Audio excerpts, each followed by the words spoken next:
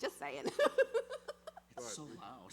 Do we have any more batteries? Can you hold this for a second? I can definitely hold it. And if it's better, I can also use that, whichever one. Though he said, woo, hello.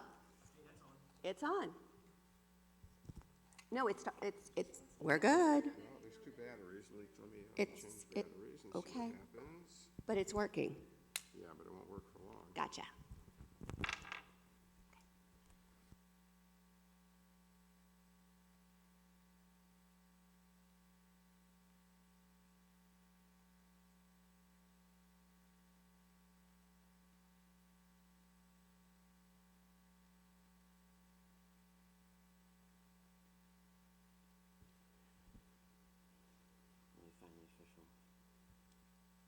I said for my bio, so we'll see how I am today.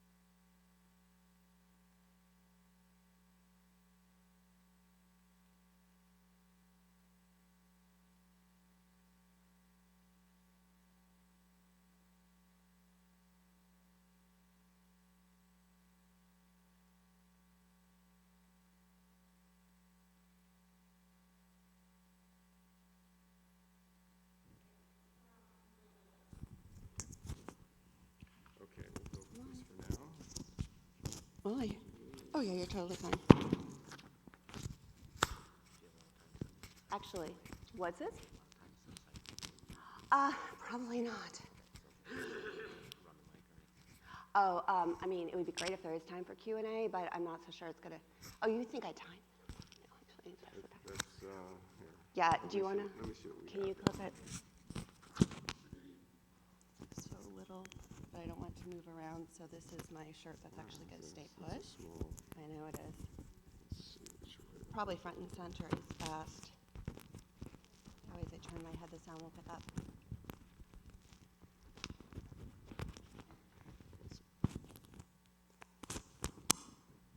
Oh, hold on, now it's coming out of this thing. Okay. Yeah, that's a little guy. It's like I think this is what they call I- a hair mic. Thank you. This is like the wrong kind of thing.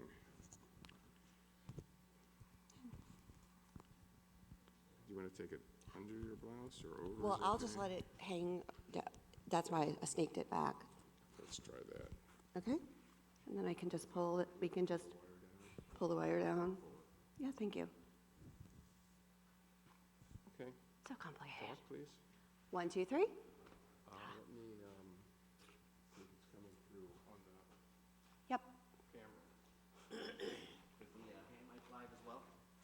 Haven't gotten that far. I might. Just gonna sit there. Yeah.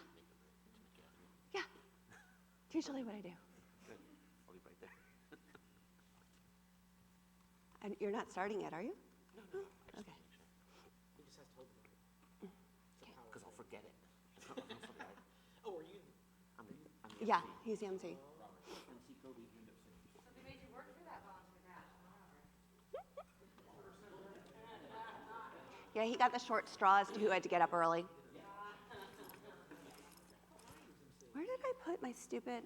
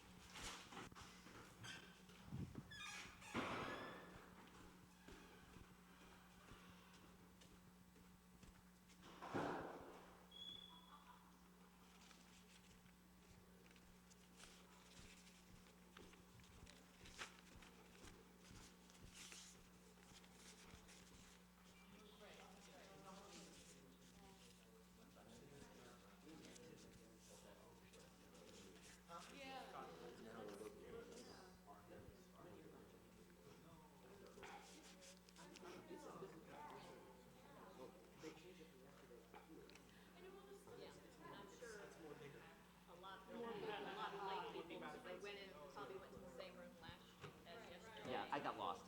I was like, I got so turned around this campus. yes, you are. It's all your business. I sort of am, but I didn't want to go to that track. Because this one.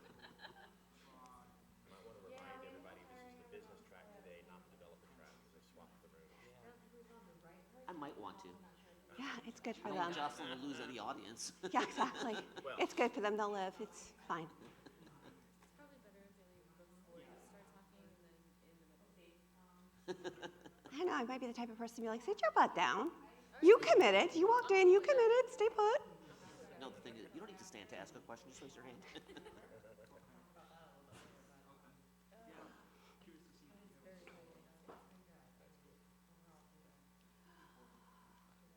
That is a good idea. What? Just as a quick reminder, we did switch rooms, so this is the business track here. So I hope everyone here is here to see Jocelyn. Nice, no feedback. Oh, this is the business track. It is. Good. We're live, by the way, so be careful what you say. That was directed at Robert. Or what you do. Are we live streaming? Yeah, A link? it's on the website. It's on the website? Yeah. Watch me. The mic can pick you up too, Jessie. Jocelyn, I'm sending out your live link right now. I will seek revenge later today.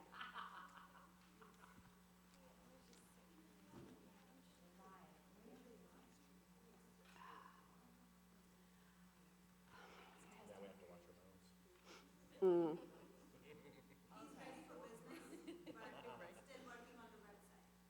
Excellent. Oh, there it is. I couldn't see which one. Yeah. Perfect.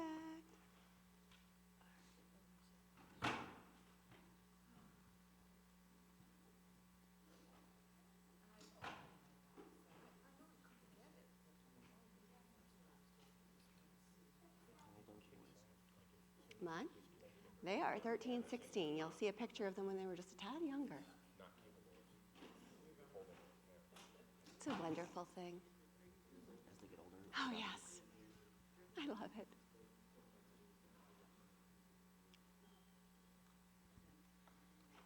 And I've trained them well, so they're hilarious. They're just like, I'm like, I have a truck. They're like, yay, mom's going away. Bye. Get out of the house. The mic's still picking up. I know. It's okay. This is called being human. Being human at 9:30 on a Sunday. What could possibly go wrong?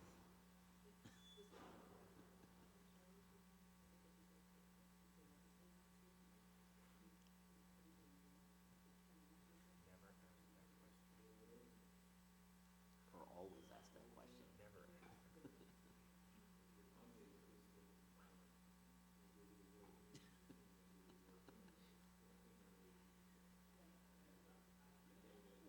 Jessie's just giggling back there. We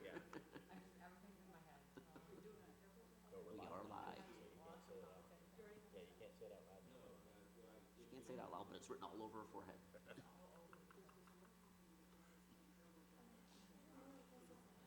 See, this is the cool fun track. Yeah, Thursday. Yeah. Like, we're going to spend all day just learning, having a blast.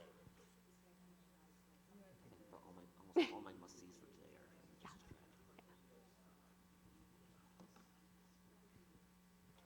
2-minute warning. Okay. I think everyone had too much fun last night. So it's supposed to, what, they get 5 minutes to go back now? So I'll probably give them a warning like around 10:05. I'll give them a warning at 10:05.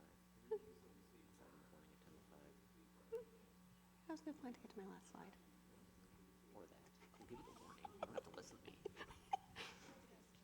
My wife doesn't, so my wife. My job is to talk. Yours is to get the microphone back.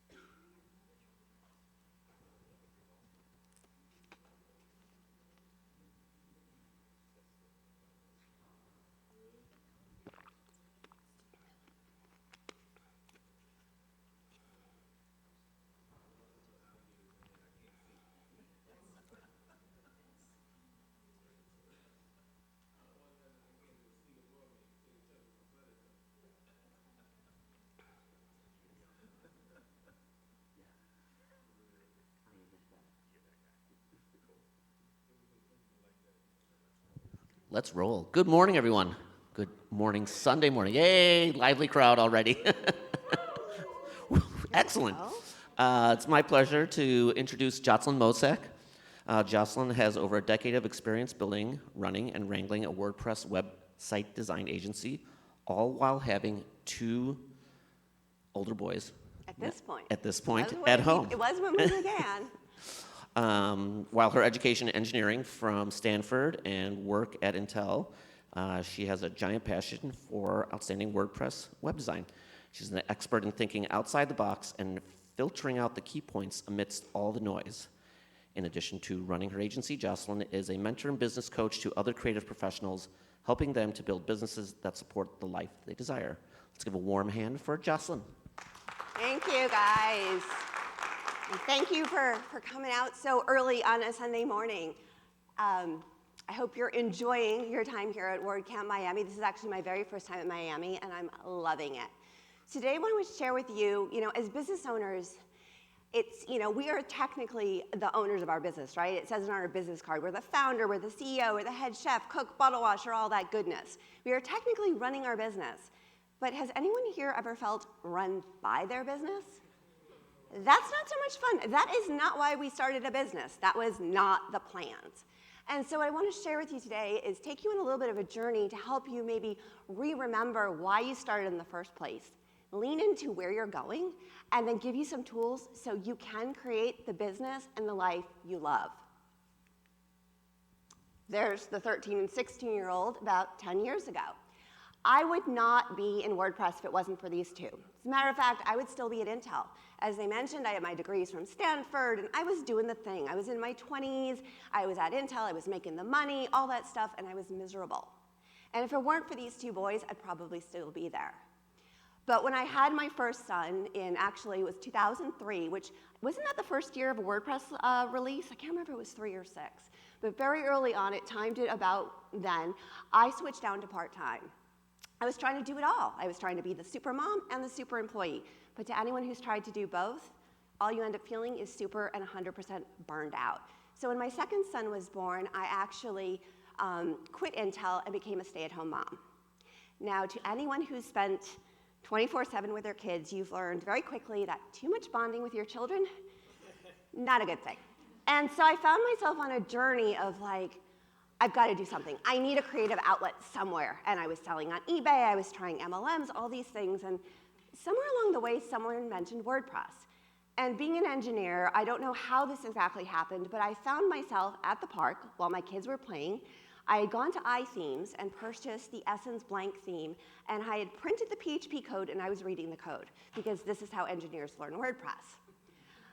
And something must have sparked inside of me, something about the creativity and that old engineering ability to sort of solve. And then the design piece of being able to create, it suddenly just clicked. And I found myself building websites like many of us do for our friends and local nonprofits. And it was perfect. It was exactly what I needed at that time in my life. My boys were 3 and 5 when I began. And so literally when I started freelancing and realized I could make money doing this too, the only goal I had for my business was to be able to pay a nanny to come in for about 4 to 6 hours a week so I could go food shopping by myself.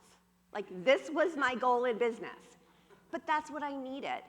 And as my kids got older, right, and they started being in the elementary school and I started having 20, 30 hours, and my business started growing, I started being able to step into doing more and more work while still being able to prioritize those 2 boys, because I was still showing up in the classroom and I was still there at 3 o'clock when they came home.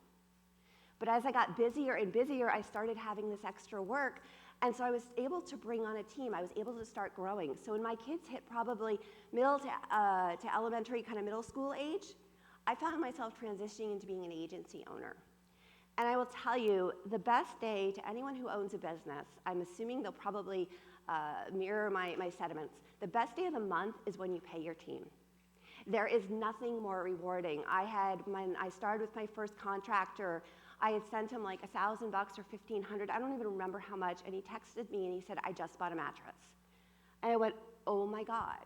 I realized WordPress not only was creating my life, now it's actually impacting someone else's. You know, if I had been at Intel, I would have just been the worker bee, but now I'm actually touching someone else's life. Oh my God. And that was incredible. And WordPress has allowed me to speak. I would have never known I loved the stage if it wasn't for WordPress and it wasn't for one of my people. Someone on my team told me, 2015 I think it was, she's like, there's this business camp, it's called WordPress, you should go and you should speak. And I said, I'm not going and I'm not speaking. Like, who does that to themselves? Someone would have to submit me for me to do something like that. Don't ever say this to a team member. They will do it. A month later, congratulations, you've been accepted to speak. I'm like, what did you do? I got up there, my very first WordCamp ever, and spoke. I got up there with a microphone, I'm like, oh, I like this. I had no idea. But the beautiful thing with WordPress is it gives us not only in like our plan for our business, but opportunities we would have never even known we'd have. And suddenly, I mean, I got an opportunity to keynote last year, and I have like big dreams of being someday a 10K keynote speaker. We'll just put it out there to the universe. Who knows? But the great thing is you can do it. And now, you know, as I have been doing this 10 plus years, I'm moving into coaching and mentoring others, which is amazing. And as I consider like what my life would have been at Intel, I would have, for the first 5 years, been that worker bee, which is kind of what I did as a freelancer. And then the next 10 years, I would have moved into management, which is kind of what I've done as an agency owner. And then the next 10 years, I would be mentoring other people coming up through the ranks, which is now what I'm able to do. But the cool thing, and what WordPress allows all of us to do, is to define what we want from our business every step of the way for what we need. What I needed when my boys were 3 and 5 is very different. Now I've got one. Next year I'll have 2 in high school, and like hopefully they will fly away to college and like fly and no boomerang kits. Not allowed. That conversation's already been had. But now I can, you know, I can start almost, it's fun being 40. I feel like I'm in my 20s again doing it right. It's like I've got the dreams, but this time they're more my dreams than the should dreams. And when you have your own business, anything is possible. You get to define where you're going. But what's important is that you realize where you're going and why you're going. I had a very clear why, and I have a very clear why in my business. It's those 2 boys. You know, when I look at am I successful or not, am I a good mother? Do I feel like I've been empowered to be the mother I want to be in this season of my life? And if I can say yes, I've been exceptionally successful in my business because those are my values, those are my why. And so I want to lean you guys into re-remembering why you started this in the first place. So I'm going to try timing this and giving you a beeper. I tried this once without a timer, and it's really hard to get an audience back when they start talking to each other. So when you hear the beep, I need you guys to be quiet. But what I'm going to do is I want you to just partner up with someone near you, and if hopefully someone new. I'm going to give you 2 minutes for one of you to share why are you here? Like, what brought you to this? And then when it beeps, to switch so you can share the story with the other person. And then when it beeps again, I'm going to need you guys to come back to me. I'm going to only give you 2 minutes on each side. It's going to feel tight, but we're a little tight for time. So 1, 2, 3, go.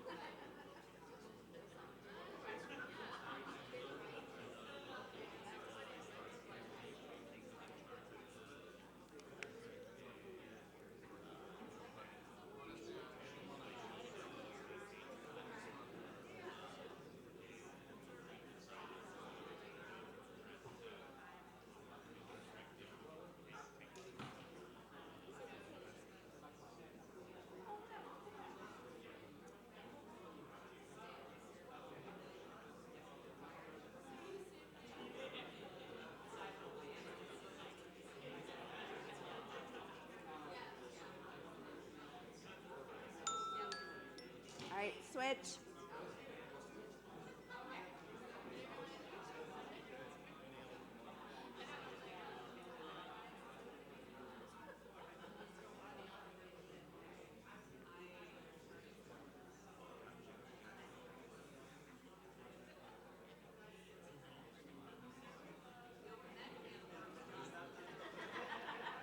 when people are talking, I know they're engaging and having a great time, and that's why we're here.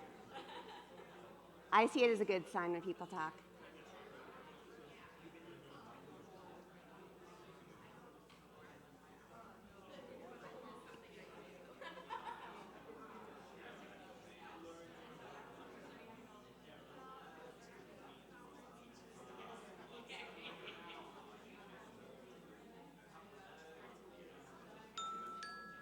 All right, guys, I'm going to bring you guys back. Remember the rules. You guys are great. No, this is good. I love this. So what I love is if you notice how the energy in the room like went up, because we're all so excited. I mean, we're doing this for a reason. It is exciting, and it's really cool to remember. I mean, did you guys feel it?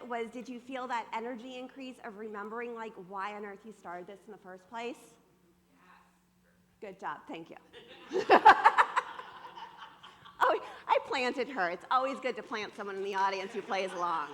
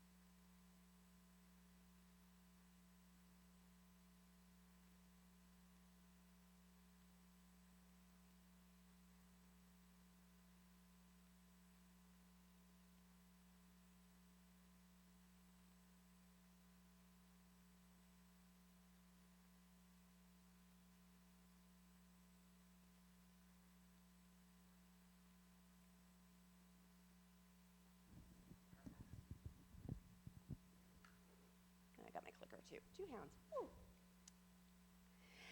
And then I want you, ooh, it's different being on this mic. And then as you lean into why it matters, I want you to think about how does it feel? How are you feeling as a result of being in this place? Because so often when we think about our goals, we tend to think about, I want to hit 6 figures, I want to hit 7 figures, I want this, I want that. But really what we're typically leaning into is a feeling. I want to feel safe. I want to feel secure. I want to feel grounded. It's the feeling we actually want to lean into. We tend to have defined what we think will get us there, but the reality is really knowing that feeling we're craving. Because if we can learn what we're craving, let's say it is stability or security, if we can figure out how to each and every moment of our day and our lives and every decision we do lean into a feeling of stability, we're going to be fulfilled every step along the way because we are actually on the right path. We may or may not get to this magical 6-figure goal, whatever goal we thought would make us arrive, but we're much happier because we're actually achieving what we want for our life. So if you've got a piece of paper or again, visualize, I like to think of when I'm doing goal setting as a staircase. So we've got a staircase going all the way up, and up at the tippity top is our goal. Now, the thing I love about the staircase is there's one path up. And that means that as we do things, we're either going up the stairs towards our goal or we're not. And this makes it really easy as you have opportunities and things that happen in your world that are great, shiny opportunities to say, does this take me to where I'm going or doesn't it? The other thing I want you to realize, and as you look at your goal and it's at the top of the stairs and it looks like, how the heck am I going to pull that one off? I want you to embrace the fact that you don't have to and shouldn't have it all figured out. In fact, if you have it all figured out, your goal and your dream is probably not big enough.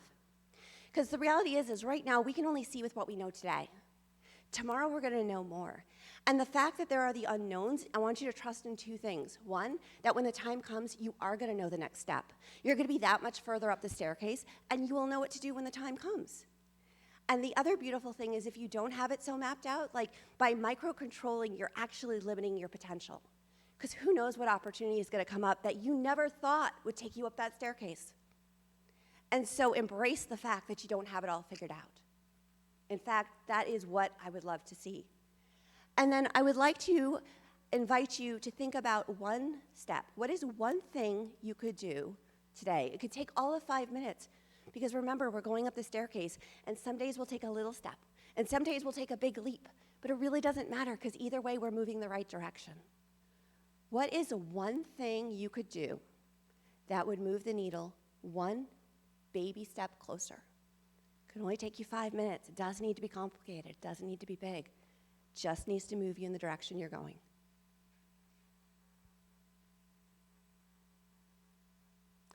So you might be like, oh, this is great. You know, I'm all inspired. I've got my goal. Great. And then we leave here and like, how do we not let that just be something we set in a moment and forgot? Well, we want to set ourselves up for a success. One of the ways is to establish ritual. And this is where also habit stacking can be really helpful. So for example, every morning I have a cup of coffee. That's just like, I do it on autopilot. Now, if I didn't do my other rituals to ensure success, I would live on coffee and cream all day and wonder why by 2 o'clock I'm really cranky, really crabby, because all I've had is caffeine and cream. So what do? When I make my cup of coffee, I also bake a huge pot of herbal tea, fill up a ginormous water bottle, put a lemon inside, and have my hummus and other things. I position myself for success because I know those are things that set me up to be in a place of performance and really doing well through the day. When I walk in my office, I have a little ritual. I put on my candle and I put on background music, which is just energetically very even. And I like the background noise, and it just sets my tone for the day. And those little things, you need to know what you need, but those little things position you for success. An important one, and one I do with every single one of my clients, it's called a statement of alignment, which is a very clear version of your goal. And it really summarizes in one sentence the things I took you through. It is essentially, where am I going? And where am I going? Why am I going there? And how will I feel when I arrive?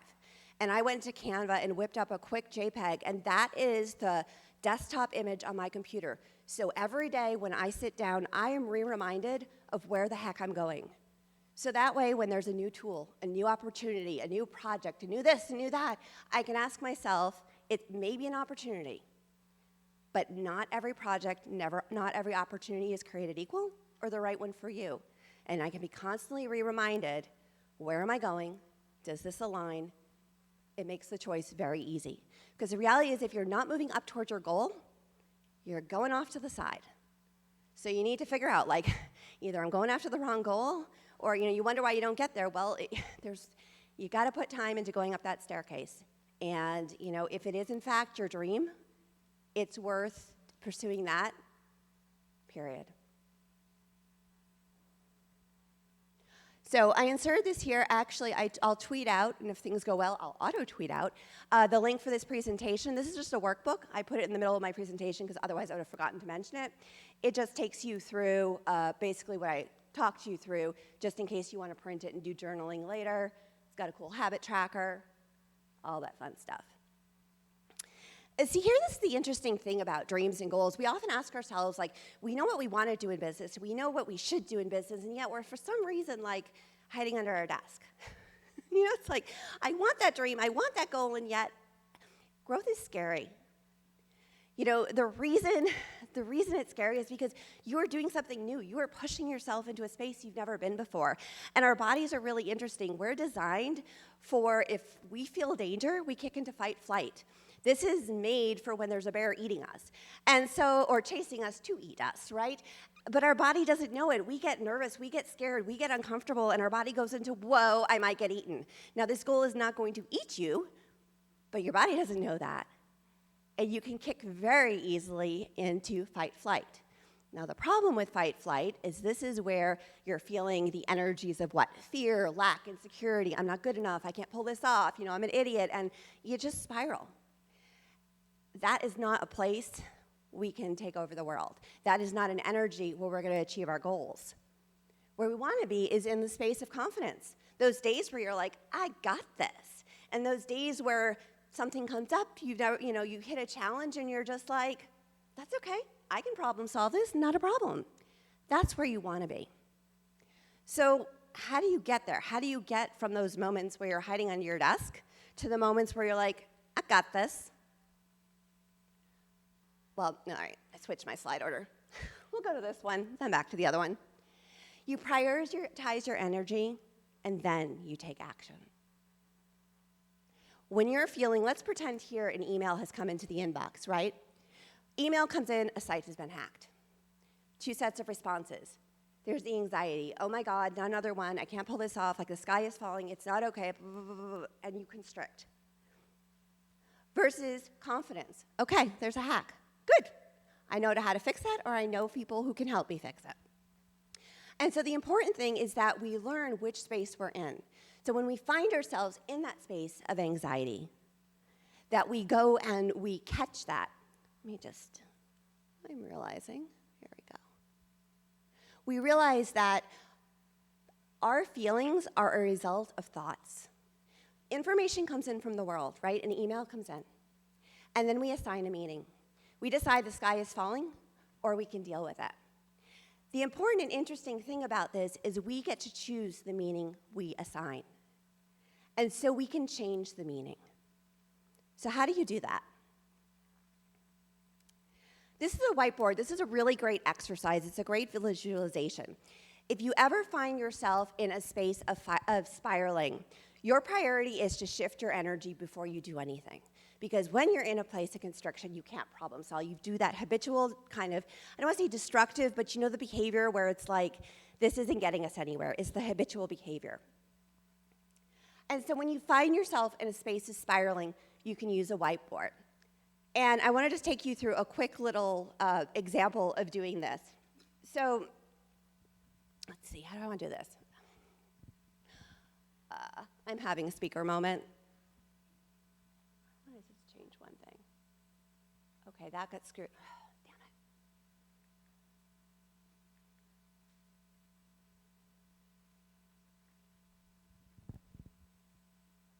it. Let me see how I'm doing on time, and then I'll check. All right. So I want to take you through an exercise. I want you to close your eyes, and I want you to visualize a stressful situation, something where something has gone on at work, and you are just, like, think of the last project that gave you anxiety, and just go there. Just feel into it.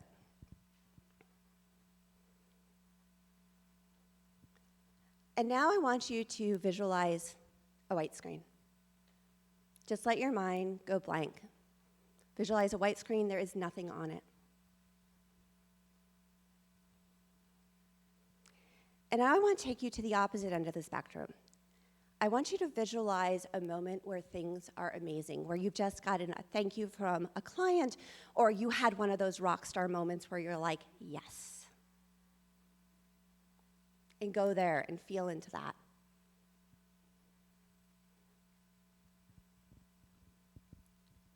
And now I want you to visualize a whiteboard again.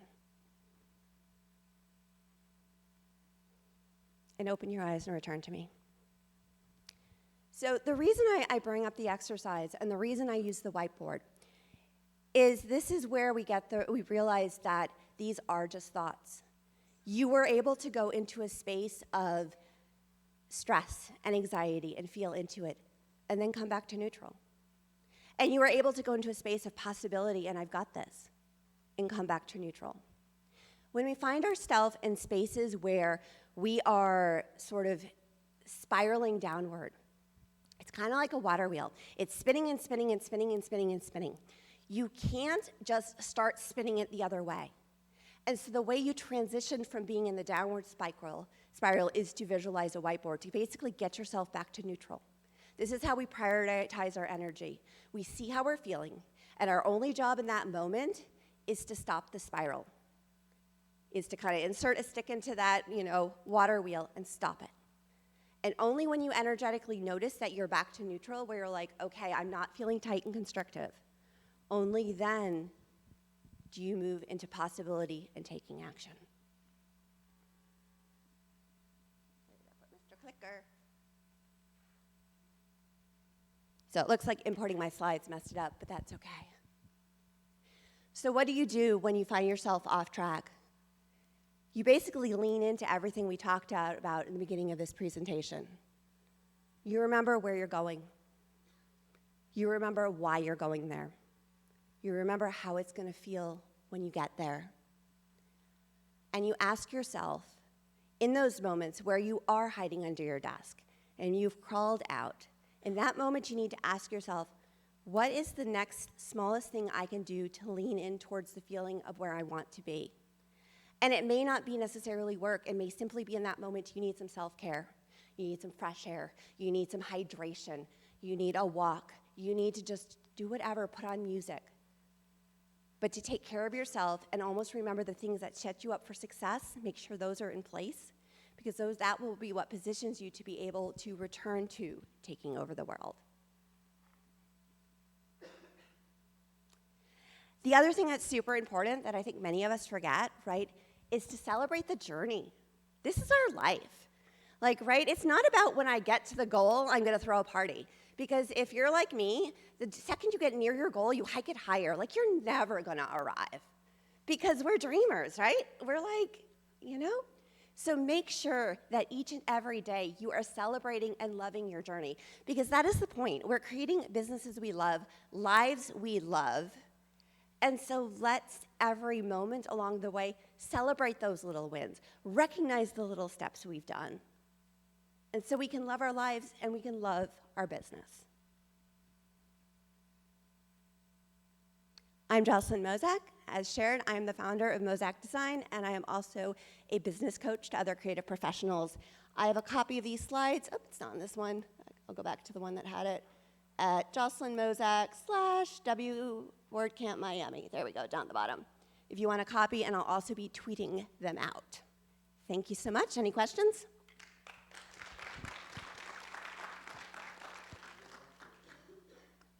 Which slide do you want? Next one. That one? Last one. Oh, you want me? Here's me.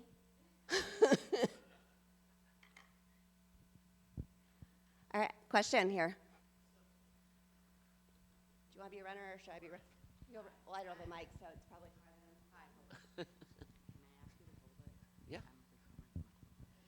So my name is Elizabeth Garami. Thank you for the presentation. Sorry I missed part of it.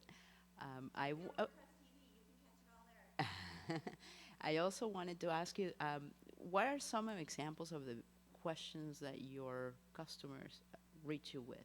What are some of the challenges you often see? Oh, my coaching clients? Oh, this is fun. Oh, my goodness. Some of my favorite ones that I support people with. So it's an ironic one. One of the biggest challenges, I work with a lot of people who are WordPress developers, and so they come to me and they're like, I don't understand this. I can do these services for my clients. I can build their website. I can come up with their marketing stuff, and I can't get my own damn website. Oops, language, I guess. I can't get my own website up. It's because we're so close to our own stuff. And so what I love to do with them, especially, exactly. Well, then here's what I would, all right, here is the advice I would give you. I say, okay, you can do this for your clients, great. Tell me what you do with your clients. If you were a client, what would the process look like? Well, that's easy for them to answer very quickly. They're like, oh, I would do this, and then this, and then this, and then this, and then this. And I'm like, great. So based on what you shared with me, you're on step 1 of your own process. So then what's step 2? Oh, it's just this. Great. That's your homework for the week. And so it's remembering, sometimes we are too close to our own stuff, and we do need to bring out outside people. Like, I do that with graphics design. My team will just please me. I actually intentionally bring in outside people who would treat me like a client. But a lot of times I coach myself, and really the best advice is to say, if you're sitting there going, I should know how to do this, I do it for my clients, great. What does that look like? Then ask yourself, where am I? Okay, what's my next step? The other thing I love to do with talk with clients about is, I didn't talk about in this talk, but there's something called the drama triangle, which is all about sort of energy exchange. And we can come into a place where we are trying to, let's see, have you ever found yourself with an estimate being like, oh, I can't possibly put that number on there. They can't pay that much. They shouldn't pay that much. Ooh. We can find ourselves making decisions on behalf of our clients. Hello, that's not our job. And so remembering that, I have a great picture of a yard, right? Your yard, their yard. You're responsible for your yard. They're responsible for their yard. We don't need to make decisions for our clients. We need to simply say, this is how I can show up and serve. This is the prices I need for my business to work, right? This is the whatever. And then we present the options, and it's up to the client to make decisions on what's right for their business. Because how dare we, in reality, make a decision? And I learned this through one of my friends. She's like, she had spent $5,000, $6,000 on her first website. She's a single mom. She's like, how dare you decide for me that I shouldn't make that investment in my business? And that was at a time where I probably mentally would have said, oh, that should have only been a $3,000 site, or whatever the number was. How dare I? And the last thing I can think of that I use a lot with my clients is that when they're sharing something with me, and I would encourage you to reflect on this for yourself, that's a really interesting story you're telling yourself. How many times do we decide there's all these like rules? Like, we've made up this story about like, this can't happen till that happens, or blah, blah, blah, blah, blah, blah, blah. Really? Interesting. You sure about that? So I don't know if that answered your question or not, but oh, good. But those are some of the things that come top of mind that I deal with, because the reality is we're all going through the same experience.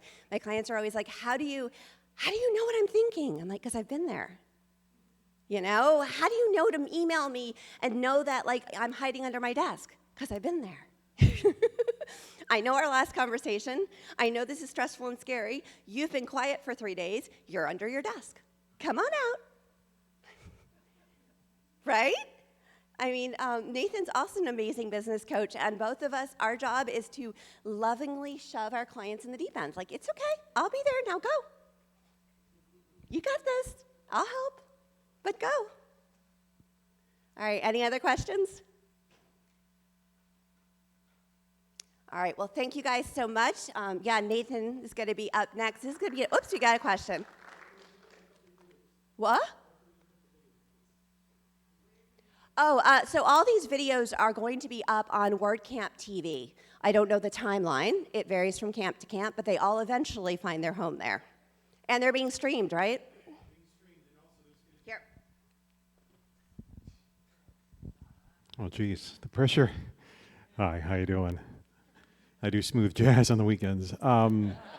There's going to be an email sent after, once the videos are processed to the attendees. There should be a follow-up email. But like she said, it's a volunteer effort for the WordCamp team, so it might take some weeks. But as soon as we think most of them are going up on there, we'll be the co-lead organizers will make sure to send out an email notice, and Twitter and all the other things. I also am planning to just do, when I get home, a recording of this. So if you follow me on Twitter, just JOCELYN MOZAK, I will tweet out basically the same presentation, but recorded for you guys if you want it. So just know that I now have promised, and that will show up, you know, within probably a couple of days. I can easily do that. All right, thank you guys. Another round of applause. Thank you, Jocelyn. So I'm going to just take one takeaway from that. Let's celebrate our success today. We got here early, and got to hear Jocelyn speak. And stick around for Nathan, who will amaze us as well.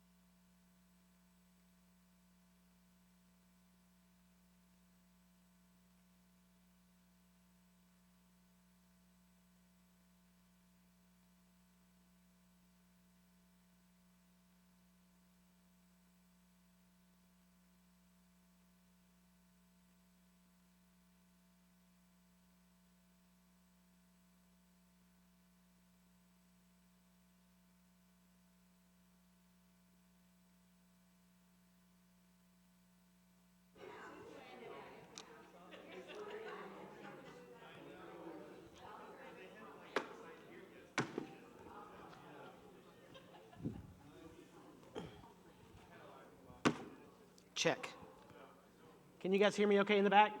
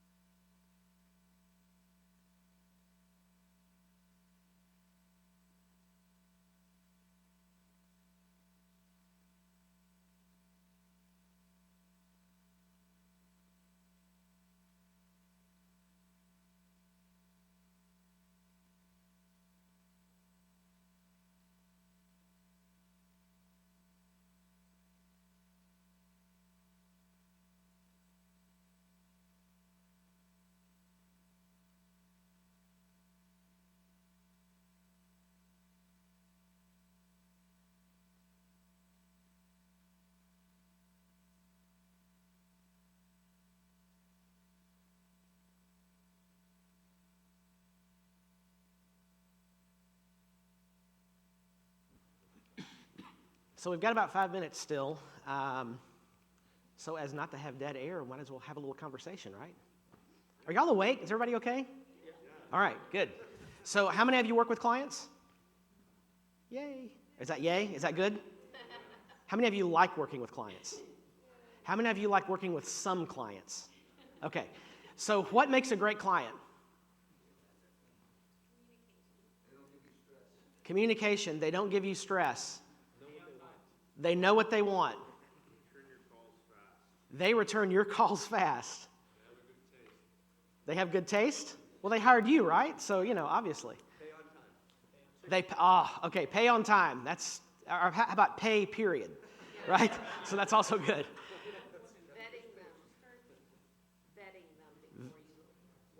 Yeah, vet them before you work with them. They trust you. That's huge, right? What else? What makes a good client? One with an open mind and drops old ideas. Willing to be, they're teachable. How about that? Okay, so while not using any of the things just said necessarily in reverse, what makes a bad client?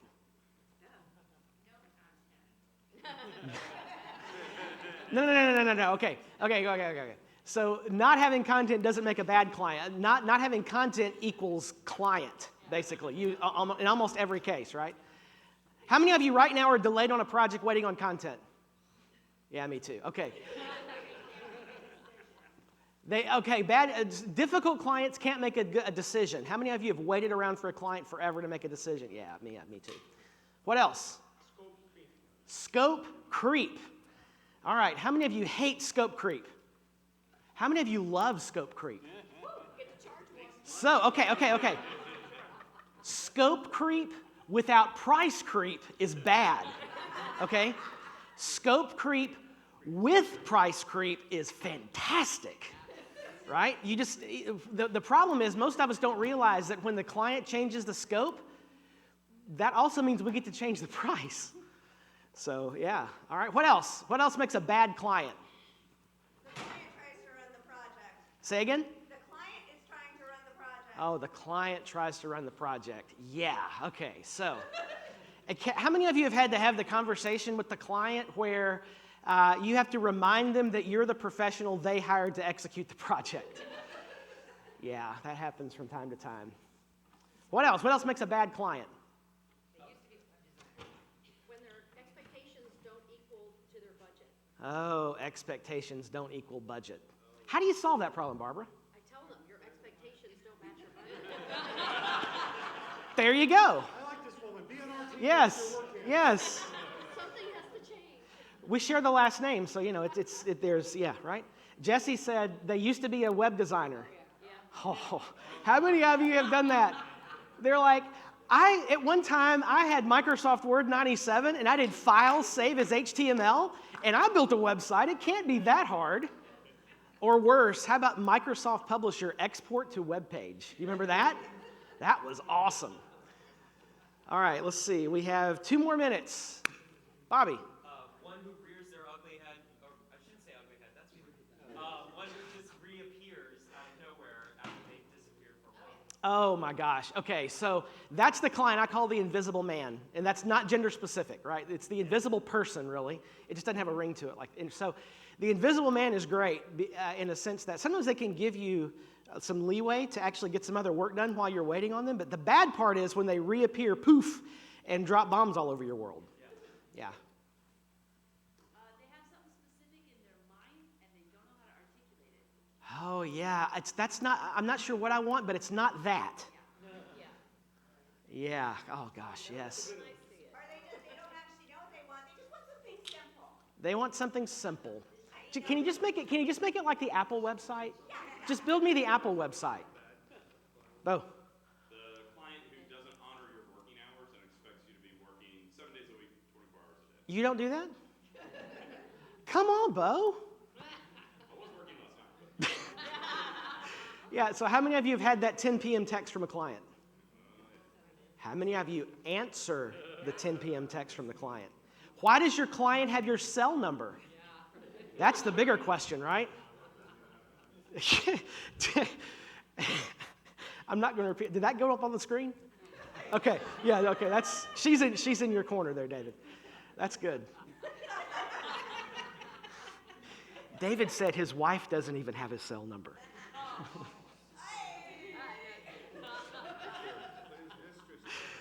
Oh, that's definitely not going on the screen. Okay, so it's 10:15.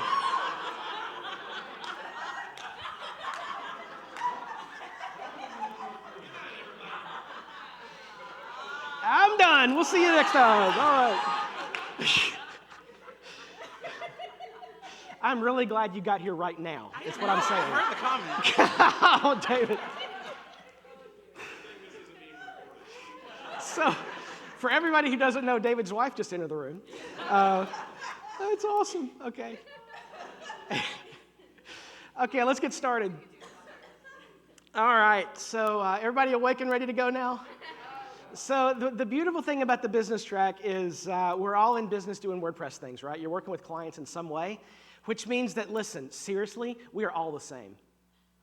We are all virtually the same. I've had hundreds of conversations with WordPress business owners and coaching situations over the last 6 years. And what I've learned is I don't care if you have a large agency or a small agency. I don't care if you're a solopreneur, you have a team of 2 or a team of 20. We have the same problems. So if you came to WordCamp thinking, I'm the only one with the problems that I have, I'm the only one who doesn't know how to price my work, I'm the only one who struggles with problem clients, I'm the only one who their cash flow does this month to month, you are not alone. We all share those problems, don't we? Okay, so this is a great place to be, and I hope you find friends here. I hope you take this opportunity to network with others. So we're going to talk today about mastering the client consultation. My name is Nathan Ingram, and my slides are clicking like a lot for some reason. Okay, there we go. My name is Nathan Ingram. I am from Birmingham, Alabama, which means I might interject the occasional y'all. Is that okay? Yeah. Is that going to be a code of conduct violation for anybody? Can we maintain? Okay, all right. So I'm from Birmingham, Alabama. I've been an organizer for WordCamp Birmingham for a number of years. We have the greatest hashtag of all. It is WP Y'all. Isn't that great? We're also WPYall.com if anybody wants to come north in August. Birmingham in August, what better place to be, right? I am also the host at iThemes Training. We do 2 or 3 live webinars on WordPressy things, not iThemes products, hardly ever at all, actually. We do lots of WordPress education. Virtually all of it is free, so I would invite you to join us there. iThemes is a liquid web company, one of the sponsors of this event. So I do like a plugin roundup every month, the WordPress news roundup, and lots of other things. I'm a growth coach for WordPress business owners, have been for about 6 years now. Really enjoy helping people grow their business and blow up the common obstacles that we all face. Recently, I'm the creator of Monster Contracts, which is the contract I've been using in my 25 years of web work with clients, and it's out there for your consumption now. And here's what I love to say. I am here for you this weekend. So if you are wondering, in a room with this many people in it, even though it's not as many as I would like to see in a business track on Sunday morning, that's okay. In a room with this many people in it, there's likely at least one person here who's thinking, I'm about ready to throw in the towel. And if that is you, I'm here for you this weekend, seriously. Liquid Web and Nexus make that possible. I'm here to have a conversation with you, and I would love to help you get your hands around whatever it is that's making you throw your hands up in frustration. So seriously, find me, let's talk. All day, I'm here for you. Don't worry about walking up and saying, hi, I've got this issue. That's what I'm here for.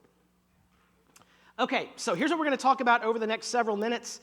We're going to talk about why you desperately need a strategy for client consultations. We're going to talk a little bit about the purpose of the client consultation and then do something I call the SCOPE strategy. It's an acronym. It is a memorable outline to guide your first conversation with the client. And if you use it, I promise you'll be better at it. We're also going to, I'll take questions at the end, by the way, so if there's time. If not, I'll be right outside here afterwards and we can have a chat. Everything you see on the screen, all the slides, and a one-page summary of all the questions I'm going to ask in the client consultation can be downloaded right there at nathaningram.com/WCMIA, the hashtag for this event. I'll also tweet that link out electronically, automatically as we wrap up today. But right there, Nathan Ingram, and all this stuff is at the bottom. You can tweet at me, Nathan Ingram, and at Nathan Ingram in the hashtag, which you should use in all uppercase so as to make it accessible, WCMIA. Okay, why do you need a strategy for the client consultation? How many of you know what I'm talking about here, right? That first meeting with the client, it's a coffee meeting, it's a whatever. You're trying to figure out what the project is going to be and to do. Let me tell you some stories. So once upon a time, this may or may not ever have happened, It actually did. Once upon a time, I'm sitting in a coffee shop, and I'm having a conversation with a client who I think, based on the form they filled out on my website and maybe a quick phone conversation, this client has real potential. And I'm sitting there, and this client starts telling a story about his dog.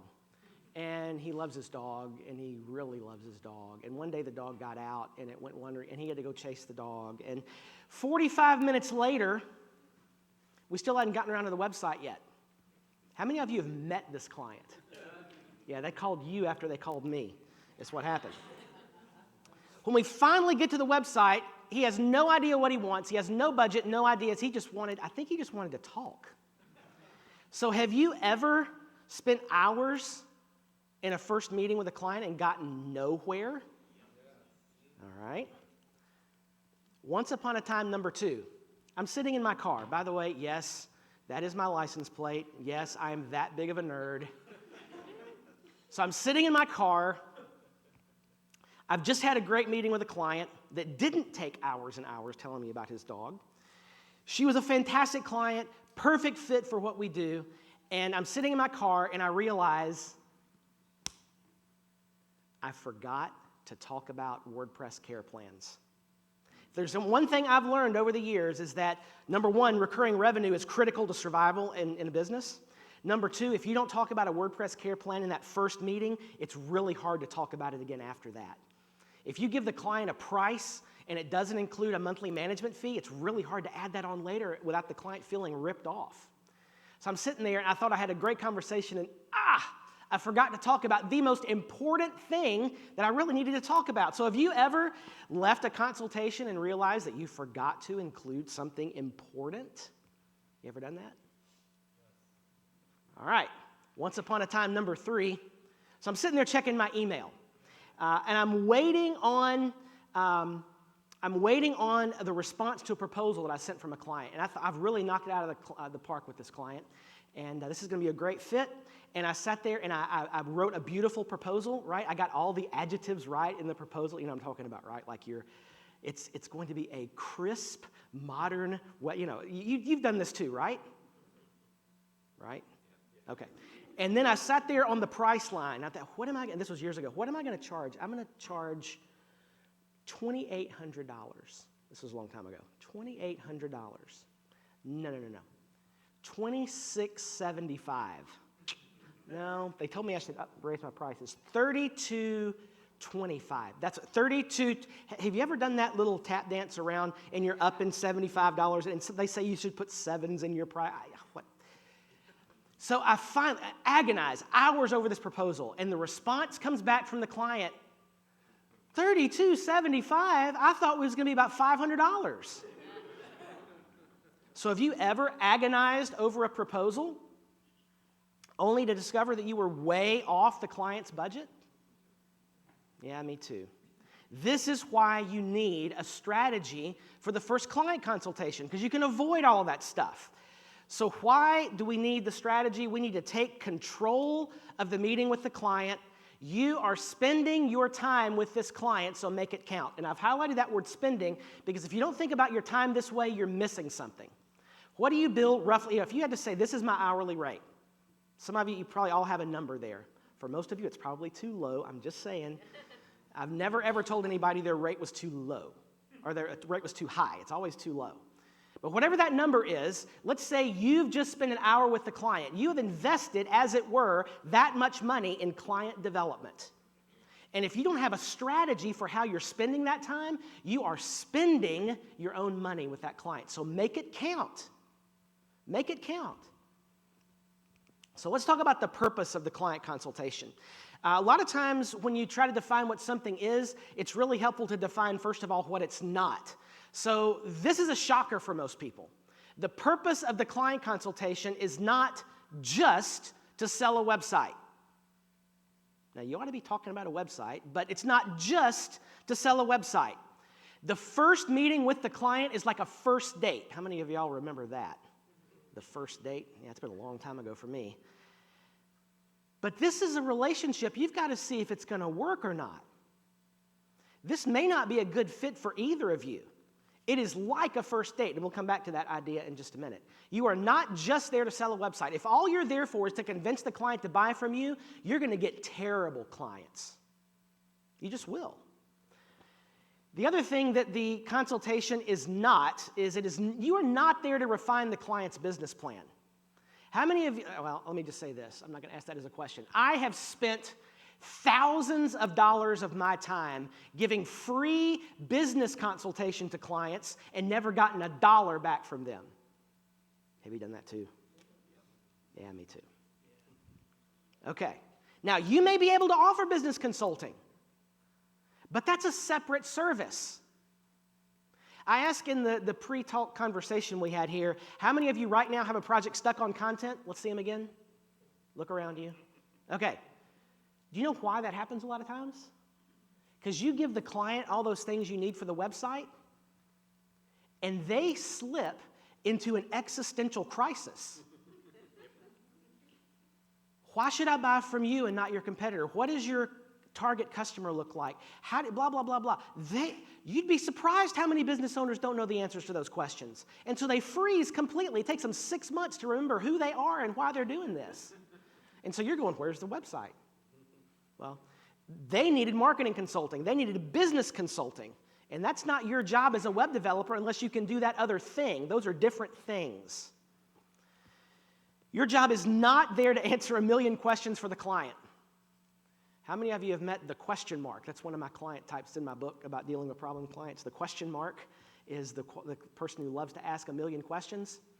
I'm not there to answer, I'll answer a reasonable number of questions, but really they're there to answer my questions in this first meeting so we can figure out what the proposal and scope of work needs to look like. My rule of thumb is what questions are free, how questions are not. We're there to talk about what the website is supposed to be and to do.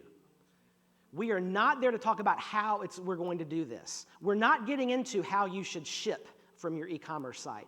That's intellectual property. You have to pay for that. Okay, so let me talk about 5 purposes of the client consultation. It's going to follow a very simple acronym. It's SCOPE, S-C-O-P-E. This is a word you can keep in your mind because it's a word we use a lot, scope of work, right? This is a 5-step purpose. It's a guide for you to execute in the client consultation. If you follow this in your mind, you'll stay on track every time. Here's how it goes. I'm going to tell you what each of the letters stand for, then we're going to do a deep dive into each. The S in scope. You ready for this? This is brilliant. The S in scope. Can anybody guess what it is? Scope. Okay. The S in scope stands for scope. You're already there. You're going, right? Okay, so you're going to learn enough about the project to create a proposal. Now, for most of us, this is where the consultation stops, and we leave out 4 very important steps after that. So the S in scope stands for scope. The C stands for chemistry. You got to decide, is this a client I want to work with? Is it going to be a good fit? The O stands for ongoing services. You need to explain the importance of your ongoing services to the client. The P stands for process. Set expectations with the client about how it looks to build a website with your company and explain the value of that. The E is the estimate. Give the client a ballpark estimate and get their buy-in before you move forward. Now, that's sometimes not possible, but often it is, and we'll talk about that in just a minute. Now, if you use this method, I've consistently, over the years, closed over 90% of the proposals that I've written. Now, your mileage may vary, but that's been my record for several years now. Let's talk about the S in scope, which is scope. This is where we're going to spend the most of our time today. This is where we're going to spend the most of our time in the conversation with the client. Now, you can take some of the questions I'm about to put on the screen. You can put them into a lead form on your website. If you're more of a hands-on person, you can put them into a checklist and just make sure you're using that checklist every client, every project, every time. Whatever you want to do, I kind of do both. But this also, by the way, you can download all this stuff here at nathaningram.com/WCMIA. Here's some questions. Let's learn enough about the project to create a proposal. Now, the way I do this, and I've done this a lot of different ways over the years, I have broken my questions down into 5 main buckets. And depending on the way the conversation is going, I'll go from one to the other. It's not always in a certain order, but it's basically 5 main buckets: the business, the purpose, the website, the launch, the budget. And so just depending on the conversation, we'll take that in different orders. Now, you want to make a checklist, like I said. Because the minute you don't make a checklist, you will forget what will end up being the most important question you should have asked. Because we are human beings and the mind just goes places. Okay. Again, they're all there on the download. So here's some questions you need to ask about the business. What's your elevator pitch? What's your coffee shop answer? In other words, can this client explain to me in 2 or 3 sentences who they are, what they do, and who they do it for? By the way, can you explain who you are, what you do, and who you do it for in like 3 sentences? If they can't do that, it's a huge red flag of do they really know their business? And it's the tippy tip of a client who's going to stall on content. All right, what do you do? What do you make? Who is your competition? What does your ideal customer look like? Why should they choose you instead of your competition? What is your price point? How are you finding your customers now? Do you have an existing brand identity? Your goal in these questions is how much do they understand your business? And again, you'd be shocked, or maybe you wouldn't, at the number of people who've been in business for years who don't understand their own business. Maybe you wouldn't, because a lot of times we don't understand our own business. We're so busy doing the business, we forget to step up to 10,000 feet and take a look every once in a while. So, the client may not be ready for a website. And you need to go into every consultation realizing that and have in your back pocket one of 2 things. Either the skill yourself to help the client navigate some of those marketing, identity-related issues, or have another person you can pitch that work to and maybe have a reciprocal strategic partnership where you're referring work back and forth to one another. But that's work that has to be done. This does not equal building a website. This is different. It's a different skill set. This, again, is why a lot of clients stall on content. Okay, the purpose bucket. How does the web fit into your marketing strategy? And at this point, a lot of clients go, huh? I thought we just needed to have a website. Well, yeah, but how does it fit into what you're doing? Why should your ideal customer even come to your site? What are your goals for the website? If you don't have a goal stated in writing from the client about how we know this project is successful, then the success of your project depends on the mood of the client on some given day. So we got to figure out what that is. The goal here, how much strategy assistance do I need to provide to the client? Again, the client may not be ready for the website. If they don't have answers to these questions, you might need to slip into a discovery phase and help them figure out the place of the website in their business. Again, websites take forever because the clients don't have answers to these questions. So be prepared to offer some sort of strategy assistance to the client if you can do that. All right, let's talk about the website. These are the questions we usually ask. I'm just going to blitz through these. This is where we're talking about what the website is supposed to be and to do. Do you have a domain name? Who's our point of contact? Singular at your business. Where will the content for the site come from? That's a good question to ask, by the way. Because how many of you have gotten into the project and the client said, I thought you were going to write the content. I don't know about forensic accounting. How am I supposed, not that that ever actually happened. Roughly how many pages is the site going to include? Are you going to be blogging or sharing news items? Are you going to be selling things online? If they are, you should have a subset of e-commerce questions. Do you need an event calendar or event registration? If they do, you should talk to Melanie about her event calendar comparison that she did yesterday. Do your clients need to log in for any reason? That's a black hole. You better get into that one. Do you use social media? Which networks? Do you have videos that you want to use? Are there testimonials? And do you have them already? Or are we going to be waiting for 6 months on those? Is there any third-party integration needed at all? Again, black hole potentially. Should the website simply be a credibility piece? Or do you want to generate leads from search results? Do not fail to ask that question. Because for many people, if you got a solo practitioner accountant, maybe it's her and a couple of staff members, they may not be able to handle 10 leads a week from Google. They may not want that. They may just want a fantastic website that makes her look as big as the huge accounting practice in town. It's a credibility piece. Figure that stuff out on the front end. Aside from, this is the catch-all question at the end, and these are not all the questions I ask, but aside from communicating information, Is there anything else that we haven't talked about that the website needs to do? Ask that question. The goal to create a solid scope of work. We usually do this part pretty well. All right, launch. You have a deadline. Is it tomorrow? How do you handle email? How many of you have made the mistake of launching the website and realize, I just screwed up 100 email addresses? That's a bad day. Who will be responsible for maintaining the site after it has been launched? Isn't that a good question?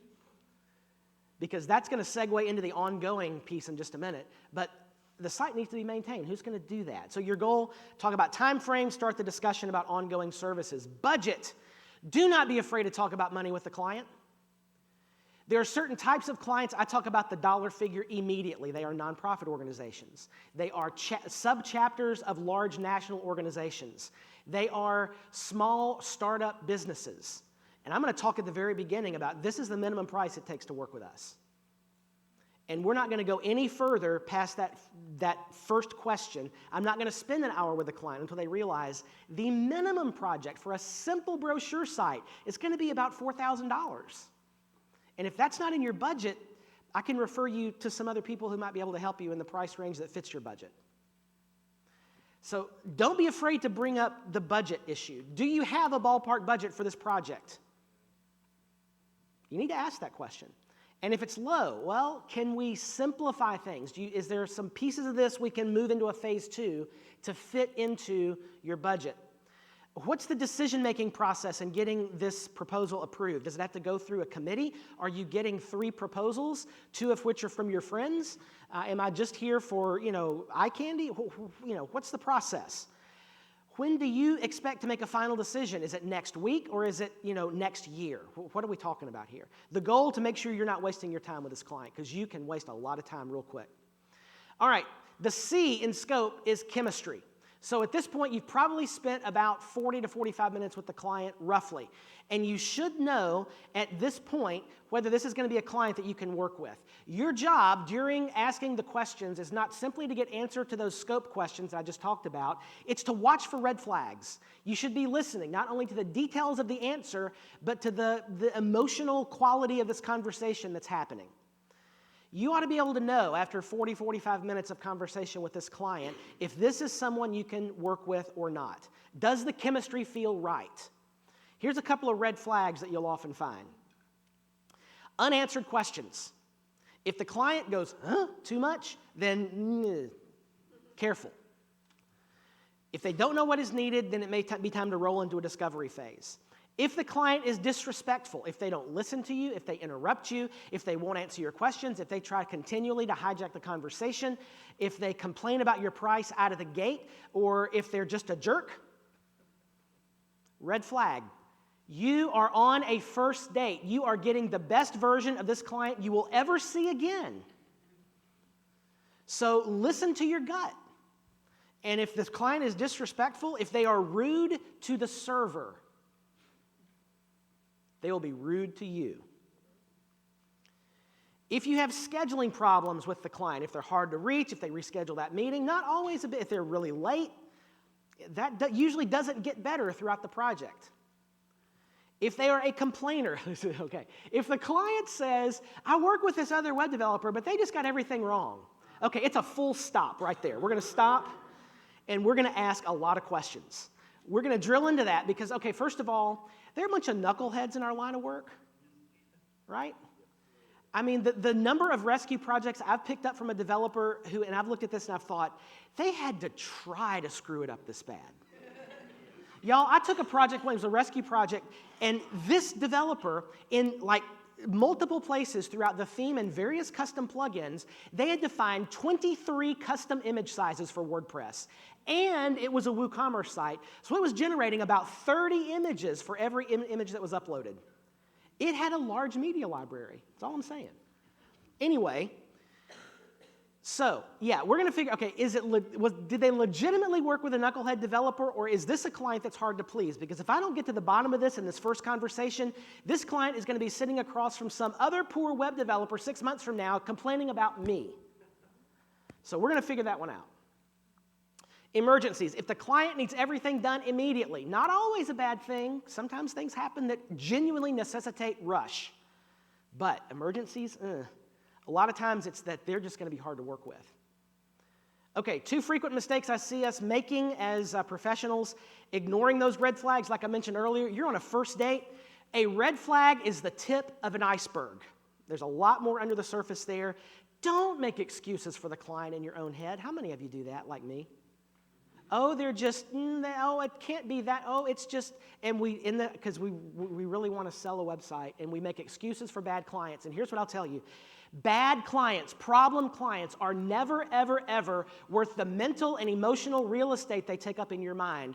They never pay you enough to recompensate you for that. You always lose money with a bad client.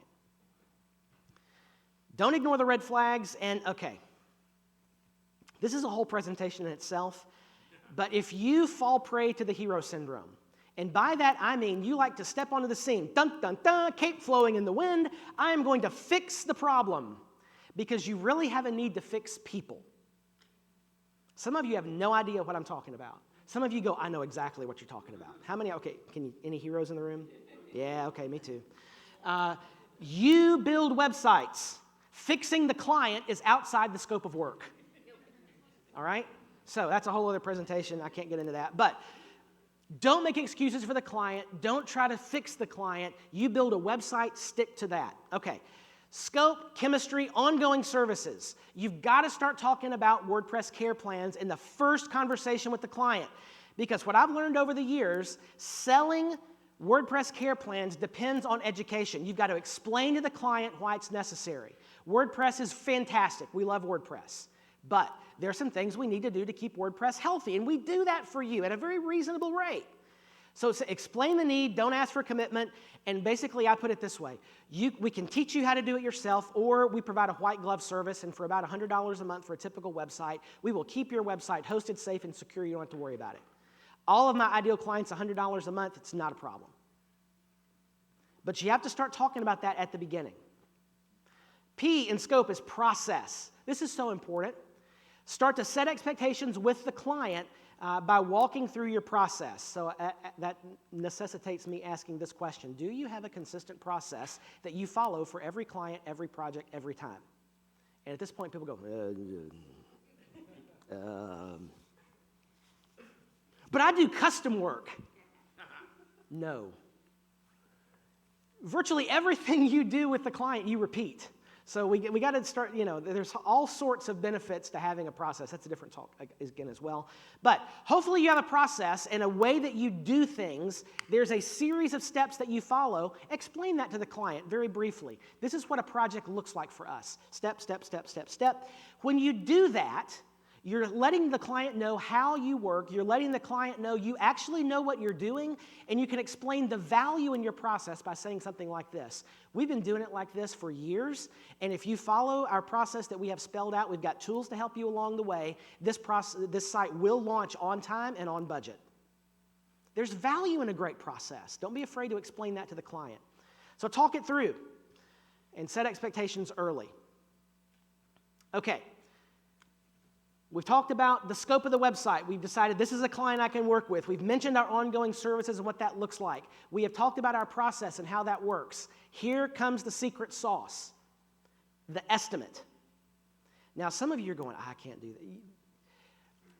If you look back at most of the projects you built for a client that are what I would call brochure sites, they're going to fall into a particular price range, aren't they, over the last year or so? For most, if you build larger projects, you still have some categories of projects. And you'll know at this point, after spending about an hour with the client, you'll know roughly this feels like that sort of project. So what I do is I provide a ballpark estimate. Now here's how that works. My clicker's not working. Okay, awesome. Okay. Roughly $1,000 for a typical website. So if it's a brochure site, what I'll typically say to the client is this. So if I provide a proposal to you tomorrow in this particular price range, are you ready to start? Based on what you've just described to me, this feels like a $4,000 to $5,000 website, a $6,000 to $8,000 website. This feels like about a $10,000 to $12,000 project. If I provide a proposal to you tomorrow in that price range, are we ready to start? And if not, why not? If the client isn't bought into that price range, don't write the proposal. How many hours have I wasted over the years writing proposals for clients? I was way off the price range they wanted. Why would I spend, I've just given the client an hour, which costs me X number of dollars based on my hourly rate. Why would I spend another hour, two, and if you're a perfectionist, 3, 4, 5, anybody? Okay. Why would I spend all this extra time putting a proposal together if the client isn't bought into a price range? Now, this does not work in all cases, but for most people who are typical WordPress freelancers or small agencies, this works. If you got big, giant enterprise projects, you probably need a little more than this. But for most WordPress projects, this works.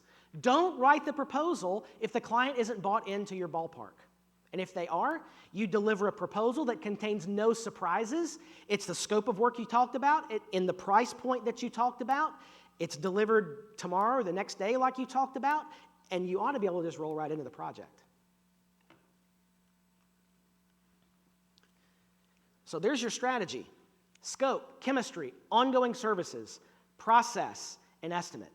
And again, 9 out of 10 projects, typically I close using this very same process. It's what I do for every client today. You can download all that stuff, nathaningram.com/WCMC, where were we? WCMIA? Yeah, that. Whatever it says on the screen right there. I'm having trouble with words for some reason, or letters. All right, questions? Who's our time? Where are we on time? You're good. Good meaning? Okay.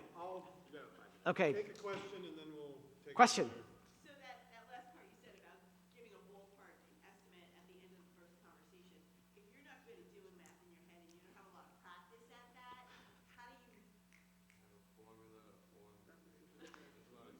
Yeah, so you could have some notes. So, okay, what I do with every client, I have an Evernote template with checklists, okay? Evernote also lets you record if you have the premium version. So I asked the client for 2 things at the start of the meeting. May I have permission to run this meeting? If we follow my list of questions, it's going to make the best use of time for all of us. And number 2, may I record this so I can go back and review anything that was brought up? So I record it in Evernote. I walk right through my checklist. And if you need to, you can have another little note over to the side that has maybe your ballpark price lists and that sort of thing.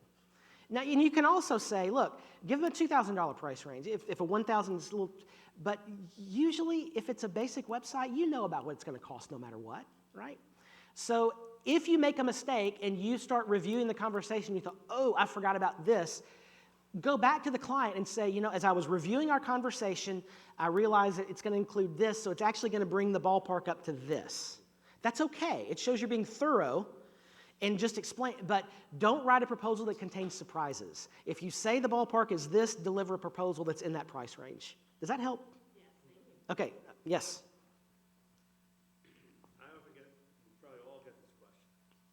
Client says, but how much is the website? I've never gotten that question. And I've come up with a rule of thumb that works for me. I want to get your feedback on it. I say generally as a rule of thumb, about $300 a page. Some pages, like a contact page, might be less. Some pages, like a home page, might be more.